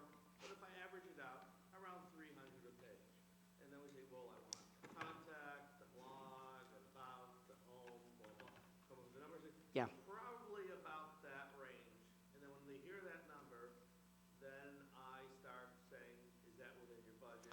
Right. And we start with that, and then we start Sure. working on SEO and other stuff. And So I typically don't approach things that way. I present a website as a complete solution, right? And so, to solve a problem, it's going to cost this much money. And I stopped doing per-page pricing a long time ago because unless it's what I would call a handcrafted page, something that we're doing exact design on, maybe in a page builder with something else to handcraft. If it's just, we're going to drop in a page in WordPress, that's copy and paste. That's, So what I would typically do is give a starting point and go from there. But yeah, that's it, what you're doing is not, you know, if it works for you, stick with it. But that's typically not how I would approach it. Naveen. So I noticed that a lot of people have issues with content. Wouldn't it make sense to partner with a content writer? Yes. And bundle that into Yes. services provided? Yes. Because most clients are not content writers. Right, no. We're asking them to do something that they are not capable of doing. So for anybody who didn't hear that, and for in the live stream, I should have been repeating those questions. I apologize. The comment was, should we not be partnering with a content writer? Yes, yes, double yes. Right? You should have a whole bunch of people. This is a whole different talk, but you ought to have a whole cluster of complementary professionals in your network. That's one of the great things about WordCamp. WordPress is this big, right? And we do usually this much really well. So do what you do best, find trustworthy partners for the rest, and that should include a great content writer. If you're a developer, find a designer. If you're a designer, find a developer, and so on and so forth, right? Content is always an issue. Rarely is a client fully qualified to generate his or her own content for the web. So find several excellent copywriters that can work with you in different situations, and then mark up their pricing and put it into the scope of work for the client. Absolutely. I have 2 copywriters I work with, yeah. And then you bundle it into your own proposal. And the question is, do I bundle that into the proposal? That's the last question, by the way. Okay. That's the, so that will be the, it's covered in the scope conversation. Where does the content come from? Oh, we'll need help writing that. And sometimes I'll price it as an add-on, or I'll bundle it in if they're like, no, we absolutely don't want. Or I'll say, you know, we do have a copywriter, and oh, that's interesting. How much is that? Well, I'll put that as an add-on in the proposal. Great, thanks. Again, I'll be outside the room here if you have any questions. Why don't we give Nathan a round of applause? And I've been banned from any further commentary other than what I'm reading from this list. We just want to remind you, if you really, really like this talk, go to mytalk.rocks. And these are our ways of providing feedbacks to the speakers instantly. You can even share any pictures of the speakers. They sure would appreciate it. And if you have any questions with Nathan, he's going to be outside this room while the next presenter comes up on stage and sets up. So a few other reminders as well. Lunch today is served at 12:30 in the Mango Building. The game show and closing remarks today are at 5 p.m. We worked out the kinks yesterday, so you'll be able, and we have upped the prizes. We have lots of things we do not want to take home, so we want you to take it home instead. Please win some prizes. Just a reminder of the code of conduct. Please check it out on our website. The short version is, don't be a jerk.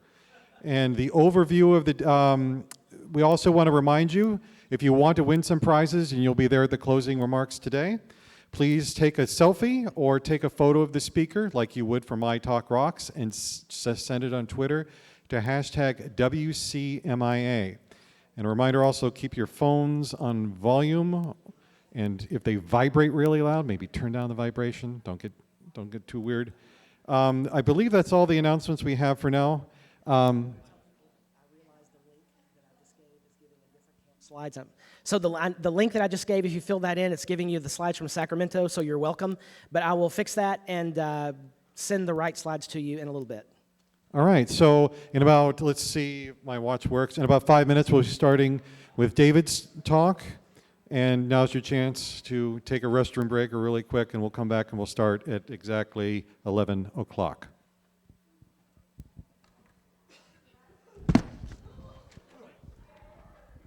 I forgot. I was higher than I should have been. There we go. Yeah, it's the physical stuff I'm fine with. All right. Good, I just wanted to state that for the record. That man out there looked like he was pulling out his phone to dial 911.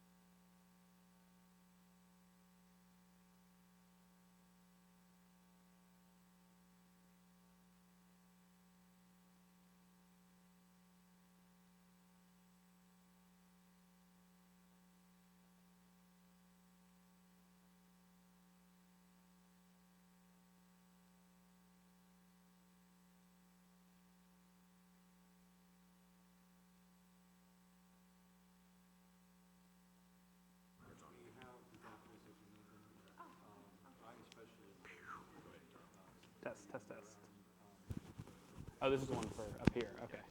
I thought it was one for like the camera. Well, no, it isn't. All right. Lisa, can you hear me?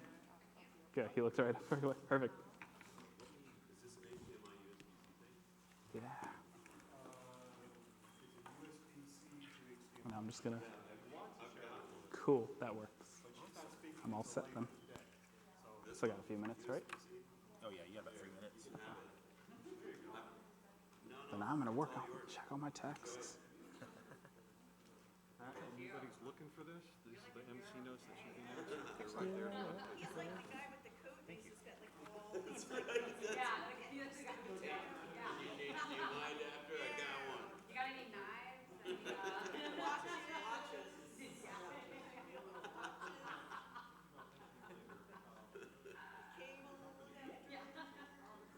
I stuck that particular adapter in my bag before I left, and I said to my wife, I'm like, I'm gonna get this to somebody, because somebody is not gonna bring it. They're gonna need it. Thank you very much.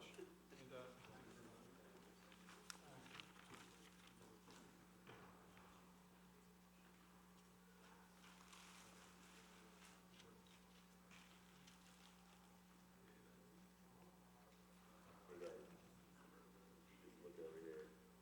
Pat. Your back end is less interesting. Rude.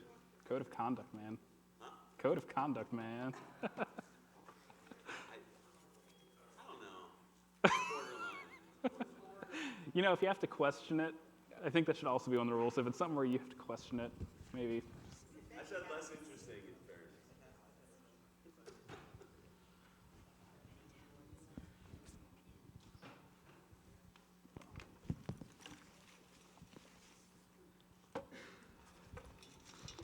Switch away from coffee and into water. I'm good. Yep. Sorry. All right. Welcome, welcome, welcome. For those who are just coming in, welcome to the business tracks here at WordCamp Miami. Our next speaker, give it up for David WOLFPAW. David is a professional web developer focused on WordPress theme and plugin development. He emphasizes helping small businesses, providing ongoing maintenance and support, and educating users, everybody smile for the camera, through his service, Fix Up Fox. So I'm just going to turn it over and waste no time. So here we go, David. Yeah. Thank you, Pat. Appreciate it. And thank you, everyone, for sticking around on Sunday morning. Took me a while to wake up this morning, but I'm here. Before I get started, who here is already running their own business? Okay. Who is doing recurring revenue through those businesses? Great. So who has not started doing that but wants to start learning how to do that? Okay, good. So I'm going to have you, good. All of you who are already doing it, you already know the stuff I'm going to talk about? No. Kidding. And actually, no, but that's a preface to the things that I'm going to talk about. I do not do all of these things all of the time. It is easy to forget sometimes. It's also good sometimes to have a reminder that other people are in the same situation that you are in, that the problems that you are trying to solve have probably been solved in some way. So I learned just as much coming to WordCamp and listening to other people share things that I go, oh yeah, I know I should be doing that, but having someone else that I respect saying it to me, I go like, cool, I'm gonna start doing it now. So please respect me and start doing what I say. No. So before I get started, just a few quick things about me. I am a SiteGround ambassador. So I'm here on behalf of SiteGround Hosting. I can tell you all the amazing things about them, not just because they asked me to, but because I've been a client for, I think, 7 years now for most of my websites. I run a business called Fix Up Fox. It is a WordPress maintenance business, so majority of my time is spent handling any problems that come up on client websites. These can be as simple as someone not wanting to update their own pages, and they just give me all the content and images and say, here, do this for me, to, when a client has a site go down because they tried updating a plugin and something broke, or they're looking for a new plugin to do something. So I try to handle pretty much any kind of request that comes in. And I'm going to talk a bit about the good things about that and the bad things as well. So first, I do want to talk about why you would even bother offering a maintenance plan. And I saw from the people who are already running their own business, about half of you are already running, doing your own recurring revenue of some sort. So some of these ideas you might already know, but the reasons that I like it. I don't have to acquire as many clients when I'm working. Since I'm going to be keeping the same clients, month after month, year after year, I don't have to worry about as often going out finding new clients to work with. That means that it can be shorter sales cycles. It can also mean less effort on part of the business. I don't really do any marketing. I have word of mouth mainly as my marketing and coming to events like this. So while that is investment in time, it's not the same kind of investment as me having to be concerned about, am I going to run a social media campaign for something, or am I going to go to this specific networking event to try to find people? Because at some point there's only so many clients that one person can handle. So that's a good thing. I don't have to spend all my time selling. I can spend a lot more of my time doing. Side effect of that is that you can spend your time getting better clients. So as Nathan talked about, you can kind of get the sense that some people are or are not the right fit for your business. When I don't have to spend as much time or as much energy finding new clients, that also means that I can take the clients that I do have and ensure that they are the right fit for me. So there are other maintenance businesses in this space who offer things like 24/7 support, who offer things like a dedicated team for all different sorts of things. Like Nathan says he works with a copywriter. I don't do copywriting for my clients, as an example. So those ones might not be the best fit for me, and I can suggest go to these companies. But that does mean the clients that I do have, we have a better relationship. We know the strengths and weaknesses that we have between one another. Also, on the more negative side, if there's somebody who's not a great fit for you, but you don't know it initially, you can feel a little bit more comfortable deciding to phase them out later because they aren't representing the majority of your business. What I used to do before maintenance was building websites for clients. I'd build a plugin or a theme or a full website, hand it off to them, and be done. But that also means that I would have to continually find new clients to do that for, and if halfway through a project it isn't the right fit, it's really hard to either step away from it, having partially built something, not been paid for it, as opposed to just being able to say maybe at the end of this month we start looking for someone else. If you're doing recurring maintenance for clients, you're going to be at the top of mind for any future projects they have. I mainly do that ongoing work, but that also means that I'll be doing new projects for clients. I have clients who say we're building a new website for a new business, or we have a specific feature that we want to add, and so we need to write a plugin for it. They're probably not going to go look for someone else first. They're going to talk to the person who's already managing their website. So whenever someone has an idea for something else that they need to do, I'm on the top of their mind because they're already paying me monthly to do work for them. And this one is my favorite for why I switched over to doing recurring maintenance. Pat's laughing because, honestly, this is the best thing for your business is to have secure cash flow for your business. And all I really mean by that is if you know that, barring any crazy circumstances, these clients here are going to be paying you this amount every month, you have a little bit more freedom and sense of security to pursue new projects, pursue new ideas, try something new in the business that you might not have otherwise done. So when I'm not working with my clients directly, I can do side projects. I can try building a product, maybe eventually get something off the ground. But I at least know that as long as I'm keeping these clients happy and they stay in business, then I'm going to continue getting their business. And my final point for things that I think are good about having recurring maintenance plans is that you can build better systems and processes. Does anyone else here, build or try building a new project, and every time you feel like you're reinventing the wheel, you're like, well, I know how I did it for this last client, but I want to try something new. Or heck, sometimes it's like I wrote an invoice for a client and I need to go find it so I can duplicate it and make a new one. Having the same process over and over again, I can tweak it over time, but I don't have to completely reinvent it every single time I onboard a new client. So those are things that I think are positives for running a recurring maintenance business. That was loud. Let's talk about some of the negatives. So why might you not want to run a recurring maintenance business? The first one's a little bit tongue-in-cheek, but it is something that people, maybe they don't phrase it this way, but some people just don't like recurring revenue. And again, they probably don't phrase it this way. Usually they phrase it in a way of pressure. If you don't want to always be on the hook for a specific client, then having them already paying you in advance for a month of work means that you have that extra obligation. As Nathan said during his presentation, I absolutely get into hero mode a lot, where I feel like I'm not doing my job properly if I don't solve every problem that my client has. So that can be an extra sense of guilt if you're the kind of person like me who really gets invested in the work of their clients. That is not me saying a positive trait. That is very much a negative trait in this case, where you get so invested in someone else's work that you end up stressing yourself out over your own work. Side effect of that is that you have to be on call for them. So, I tell my clients I don't do 24/7 support. I have these set hours on these set days. I warn my clients in advance if I'm coming to an event like WORDCAMP Miami. And by warn, I mean I use it as a promotional tool to say, look, I'm sharing cool info with people, and also Friday I'm going to be traveling, so maybe be a little bit slower on requests. But you still have to,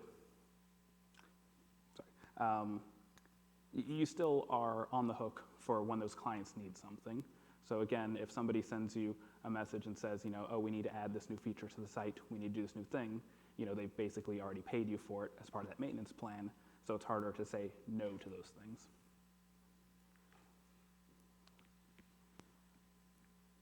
The other side, all that ongoing work takes a lot of time. I don't devote nearly as much time as I would like to side projects because day in and day out, I'm handling requests from my clients. I mean, that's what I chose to do in my business. That's what I feel comfortable doing. But it's also a reminder that, I couldn't just decide to stop tomorrow and, pivot to running a product business because I have a lot of clients who are already depending on me to get work done. So if you're building up a business where you're doing ongoing work for clients, a positive side of that is that you do have a set number of hours that you know what you're going to be doing. But the negative is also that those hours are pretty much lost to you focusing on other work. And finally, another thing that I consider could be a negative is that if you're doing things for your clients that require tools, that is if you're paying for analytic services, if you're paying for premium plugins, if you are working with a maintenance provider, for instance, managed WP, let's say, it costs more money the more clients you have. So you will need to factor into your prices that all these other tools that you're getting are going to cost you more money the more people you have to use them. That's usually not a bad thing because hopefully you're charging enough money to pay for those, but just consider that you're on the hook for more bills. So how would you make the pitch to your clients to start moving into recurring revenue, assuming that you aren't already doing that?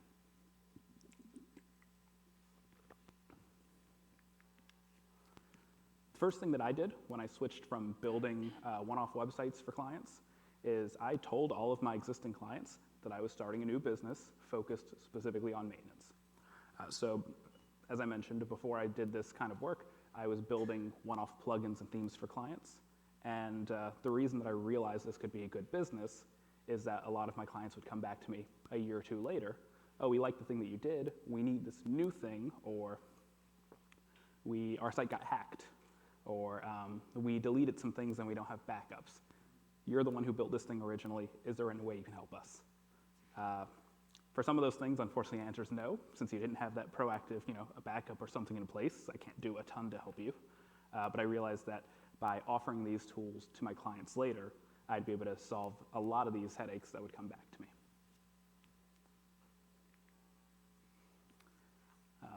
In addition, for those clients, when I sent out an original blast to my current clients about doing recurring maintenance, I offered them a bit of a discount. If they signed up for a certain date, they would get locked in to an earlier discounted early bird price, and they'd be able to hang on to that for a while. And that did convert a few clients over who, a lot of people are looking for the best deal. And they think, I might need this in the future, so I better get it now while I can do it. I mean, anyone else like me go on to like Black Friday or Cyber Monday deals, and go like, I might need this plugin in the future, better just buy it now. It does work. Also, if I'm working with any new clients that the job specifically isn't ongoing maintenance, I make sure I bring that into the conversation. Somebody can come to your business and say, I want you to, again, in my case, it's I need a plugin built. I need to integrate my e-commerce store with some other service. Whatever it is that they need, they probably are in need of ongoing support as well. The pitch that I normally make is that, let's say somebody comes to me and says, I need you to update. I'll do something simple. So I host a monthly coffee meetup with our WordPress group in Orlando. And somebody might come to our meetup and say, like, I don't know how to use WordPress. I want to change something in the menu, at the top of the page that says about to about us. And you think that's probably something really simple. But if anyone's ever looked at multiple WordPress sites, you know that even something as simple as where a menu is located isn't always the case. Different frameworks have them in different places. Some use built-in WordPress menus. Some are wonderfully, beautifully hand-coded things that somebody did directly in the editor. It's wonderful jumping into new sites every day and seeing what kind of fun people had while developing them. So let's say somebody asked me to do that. It could take me a half hour to make that change because of all the jumping around and figuring out where things are and making sure that I do something that doesn't break something else later. Now let's say they came back to me later and said, okay, well, we fixed that. It says contact. We want it to say contact us. The same kind of change to that menu. This time it's only going to take a minute or two, right? We've already been in the site, have all the logins. That's a favorite one too, is when somebody comes to ask for help, and then I go, cool, let's log into the site, and they have no idea what the password is. But we have all that information together. We already have the ongoing relationship now, and I've already seen their site before. So there's a lot of optimization that can be done because now I know exactly what I'm doing, where I can do it. That's one of the biggest sells I make to my clients is that I want to build an ongoing relationship with you so that I can be more responsive in the future.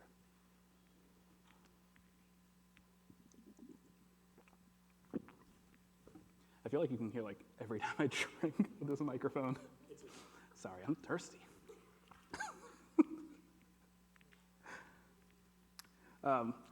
When I'm onboarding new clients, my normal process is, they'll come through my website, or I will meet them at an in-person event.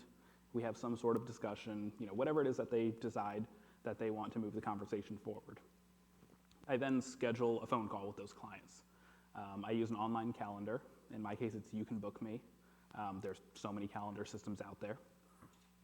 So I have a set of times that they can come, choose when they want to talk so that it fits best in their schedule, but also isn't one of those unreasonable, like I want to call you on Sunday night for my schedule. And we mainly talk about what kind of needs that they have for their business, what it is that they're looking to accomplish, and how they would know if they've hit that point. It's like, why do you want to hire me? They might say like, oh, we have this thing broken on our website, but that's usually not what they care about. That's usually the symptom of a problem. This thing is broken, and so our forms are broken, so we're not getting any new leads. And I really want to know, what is it you need to get leads for? What kind of leads are you looking to get? Whatever things that I can bring that conversation around to, this is why having someone for regular help could be useful. There's also one conversation that we pretty much have with all of our clients. Can you afford this? Now, my monthly maintenance, I think, is very reasonably priced. I don't necessarily compete with other maintenance companies out there, but my pricing is similar to theirs, depending on what company we're looking at. But not everybody can, afford something like that. And we might have the conversation of, let's do a one-time fix. Sometimes it's a come to our free coffee meetups, and we can, try to help you out there, or I can connect you with other resources. But obviously, I want to make sure early on that I don't have a series of emails and a series of conversations with somebody, who's going to decide later that they really can't afford the service. I also want to know what kind of guarantees someone is looking for.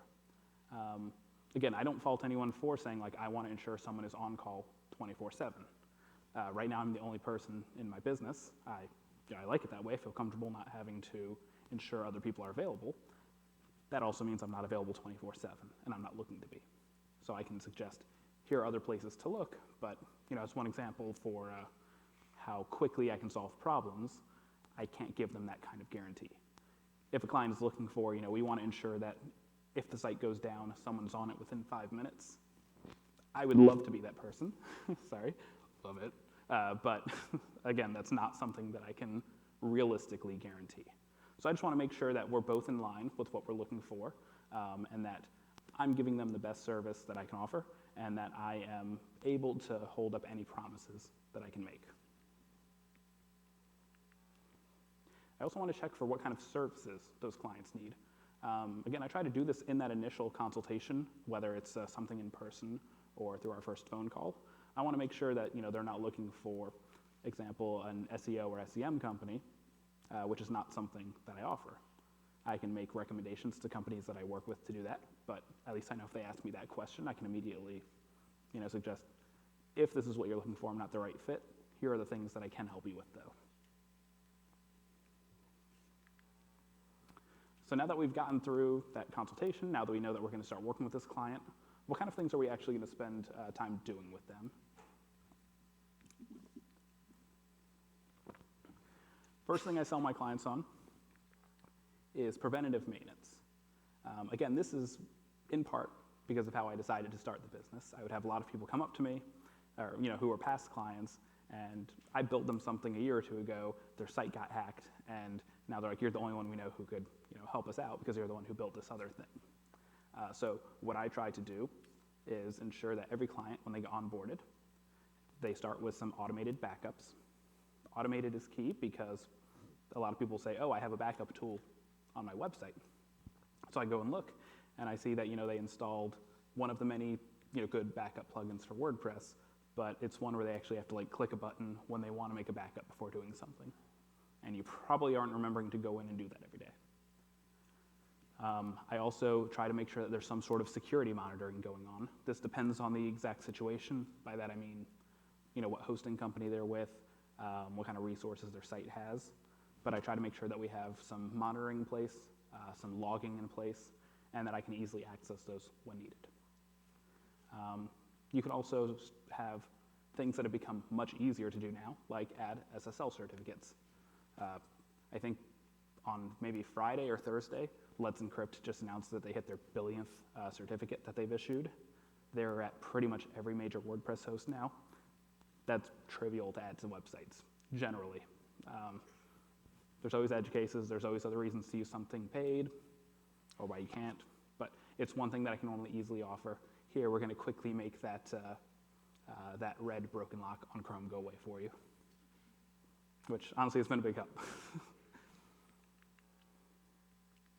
After I get that preventative support set up, I want to make sure that I have some proactive support.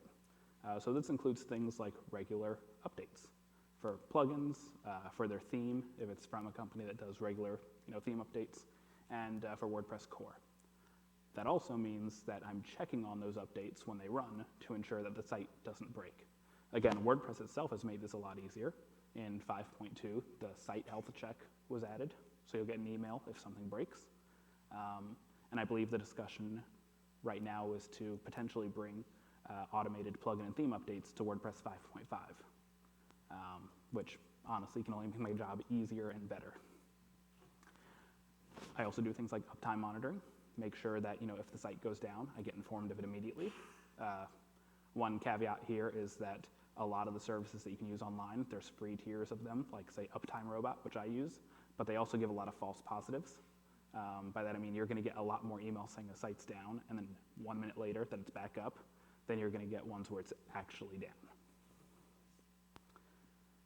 I try to ensure that anything I do for the site, I document, and then I give it to my clients in as easy to digest or as lengthy as they want. Some clients just want me to say, something's broken, fix it. Some of them want a full breakdown of what went wrong, what can we do to fix it in the future. And then depending on the type of work you're doing, you might want to do regular consulting calls. not just check-ins to see, how they're doing, but what new things are they looking to do with the business? What is their new goal for this month? What new marketing pushes are they doing? Not every client is going to just assume to share those with you because you're building their website, but they're important things to have so you can be on the same page.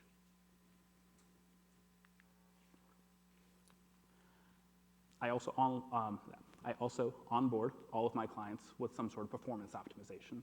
So I try to ensure that they have a CDN, that they have some sort of cache management, that we look at their site, see if there's anything slow now, why it's slow, what can we do to improve it.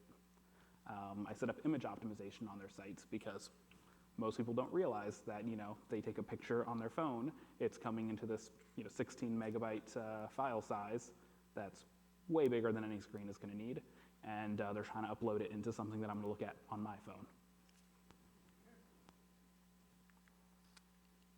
And then I try to help clients with growth planning.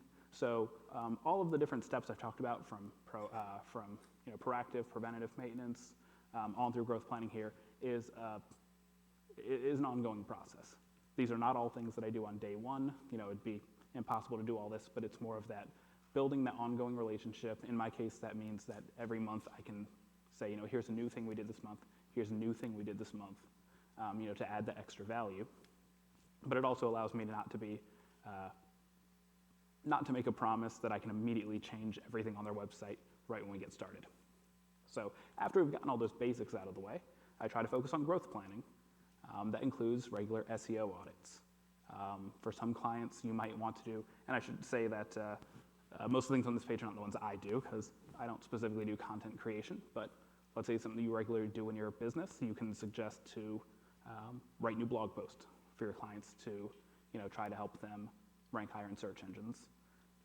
You might want to help them manage their social media or do email newsletters for them, things that can provide them more value that aren't just, let me make sure your website itself works.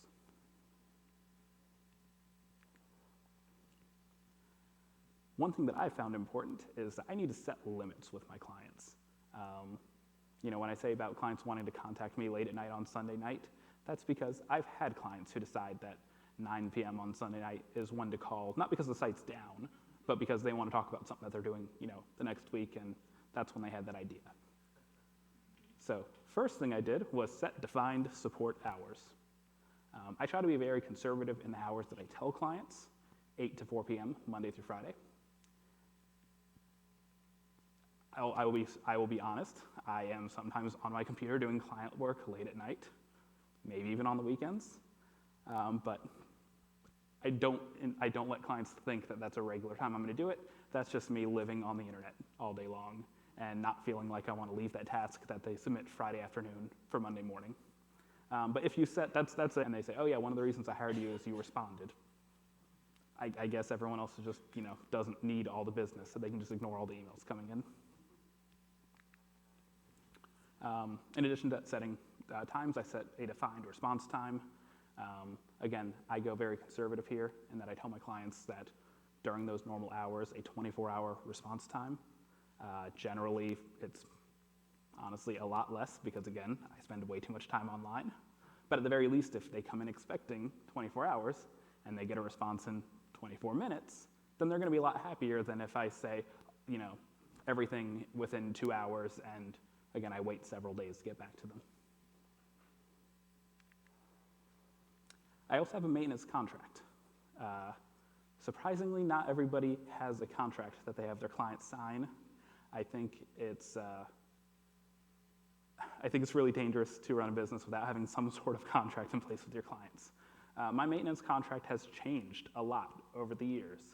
It has mainly changed because somebody does something that I was not anticipating, and I think, you know what, that's a really good thing to ensure that we know up front. I had a lawyer look over my contract and make changes as needed and ensure that it's something that is reusable. You're going to probably run into some sort of problem that you wish, oh, I wish I knew about this in advance, or I want to make sure I can fix this for the future. That's the place that I would put it. We actually go through